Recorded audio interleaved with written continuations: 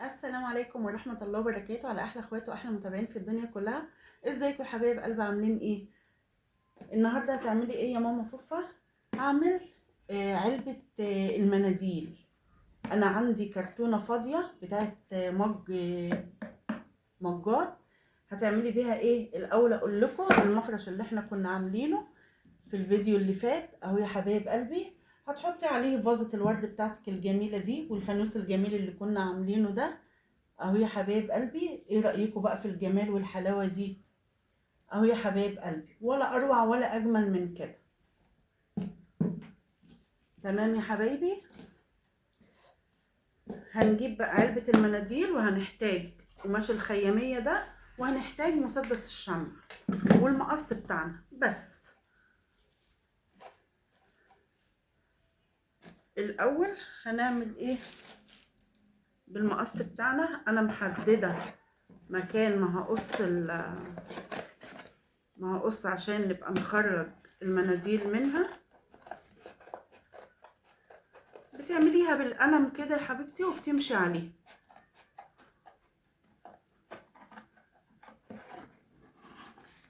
انا كنت جايبه مجات فلقيت العلبه الجميله بتاعتهم دي حلوه، فجه في بالي قلت ايه يا ماما فوفا تعملي بيها احلى علبه مناديل.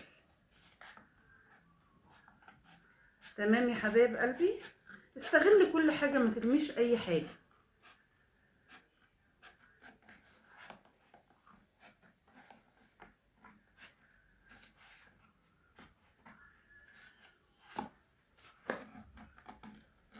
اهو يا حبايبي.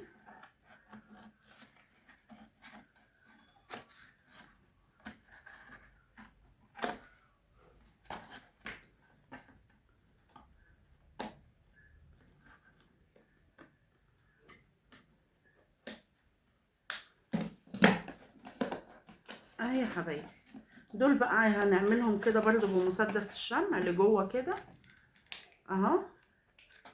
هتلزقيهم بس لجوه كده، هاتيها من على الحرف كده اهي والزقيها كده.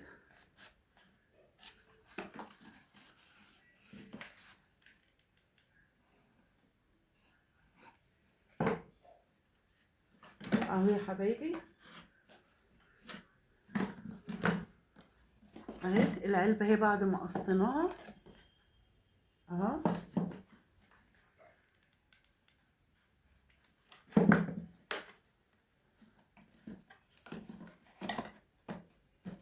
اهي عشان نبقى نفتح منها نحط علبة المناديل ونقفلها تاني.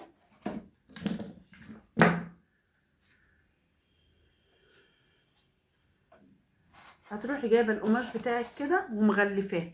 اغلفها وارجع لكم تاني. ورجعت لكم تاني يا حبايب قلبي بعد ما اهو غلفتها من جوه ومن بره وقفلتها كده. هنعمل بقى ايه الفينش بتاعها الاخير. هتعملي ايه يا ماما فوفا؟ هنعمل لها ده كده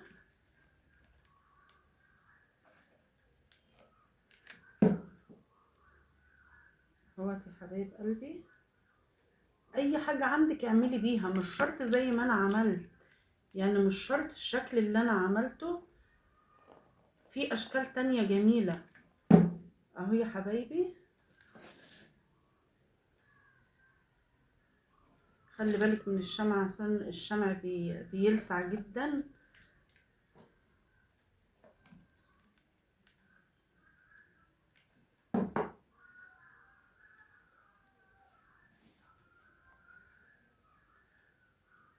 عايزة تعمليها برضو دور تاني كده، بس انا بفضل الشكل ده كده اهو يا حبايبي.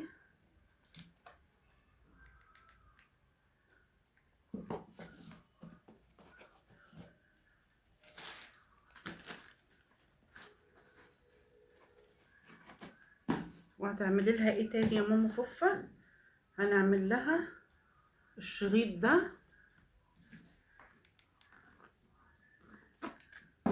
وبرضو ده بيرجع لذوقك انتي.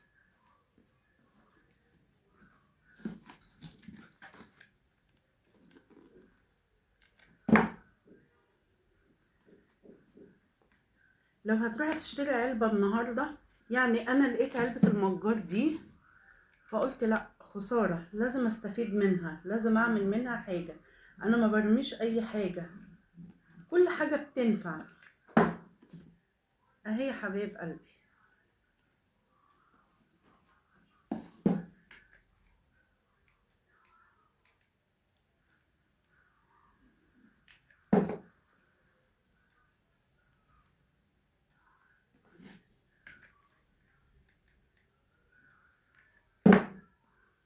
من لا شيء بتعملي شيء قيم جدا وجميل، ويكفي ان هو من اعمال ايديكي.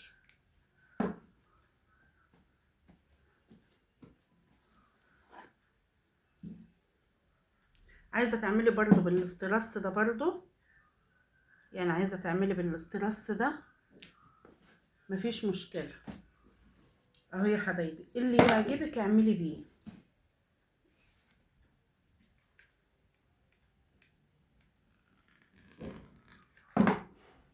اهو، ولا خياطه ولا اي حاجه، بمسدس الشمع كله اهو، ولا اروع من كده.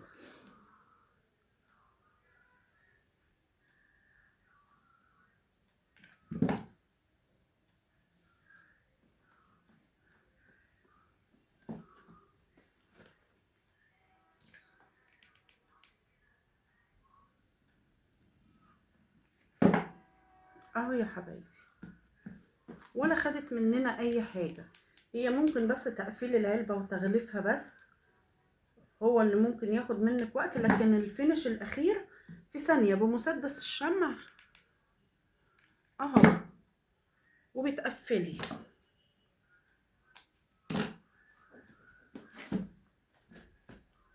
اهي، ولا اروع ولا اجمل. انا قصه برضو فانوس هنا من نفس القماش برضو اهو، عايزه تحطيه حطيه، مش عايزه تحطيه برضو اهو، عشان المساحه بتاعته برضو اهو. عايزه برضو ما تعمليهوش هنا وتعمليه في جنب من الجوانب هنا برضو ما فيش اي مشكله اهو، علشان ايه ما يبعدوش على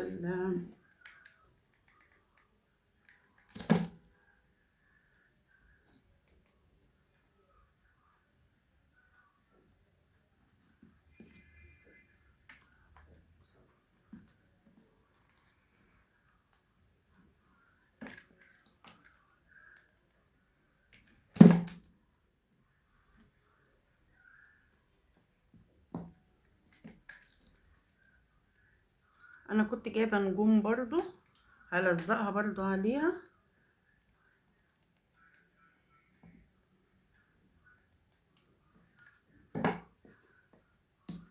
اهو يا حبايبي. المتاح عندك اعمليه، ادي برضو النجوم اهي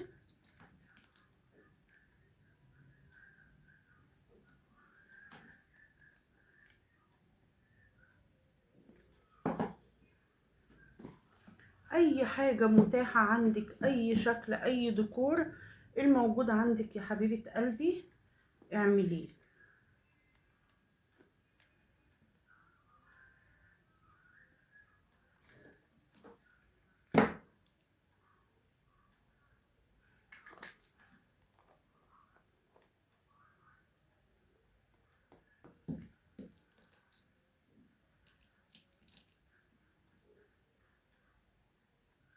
اهو يا حبايب قلبي، قولوا لي بقى ايه رأيكم في الجمال والحلاوة دي؟ نضفوها كده من الشمع، عشان الشمع كده بيبقى له خيوط كده اهو.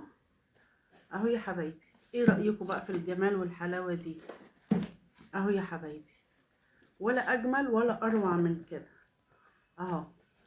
حد يصدق ان دي بتاعت مجات، كرتونة مجات اهي. حطينا فيها علبة المناديل، وادي المفرش الجميل بتاعنا اللي احنا كنا عاملينه اهو يا حبايب قلبي.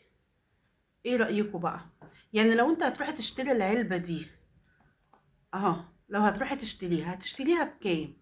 كفاية انها من اعمال ايديكي وانت عاملة حاجة بذوقك انتي اهو يا حبايب قلبي. قولوا لي بقى ايه رأيكم لما المفرش ده يتحط وعليه علبة المناديل الجميلة دي؟ قولوا لي بقى يا حبايبي، وحاجه مش مكلفه اهي.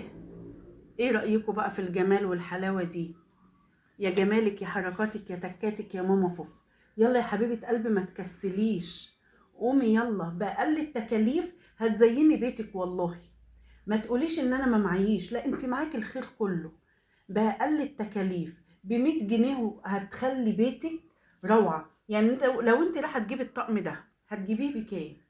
هتجيبيه بمبلغ، في حين ان هو ما كلفنيش اي حاجه. يعني القماش الخياميه اللي انا كنت جايباه عملت منه الكرتونه، وعملت منه مفرش، وعملت منه علبه المناديل دي، ولسه باقي منه اهو. القصاقيس دي مش هرميها، انا هعمل بيها حاجات وهقول لكم انا هعمل بيها ايه. هعمل لكم فيديو تاني واوريكم انا عملت بيها ايه. اوعي ترمي اي حاجه، القصقوصه الصغيره دي بتنفع. ما تقوليش ان انا هرمي دي او هعمل دي، لا اوعي ترمي اي حاجه. اهو يا حبايب قلبي، قولوا لي بقى ايه رايكم في الجمال والحلاوه اللي ماما فوفا عملتها دي.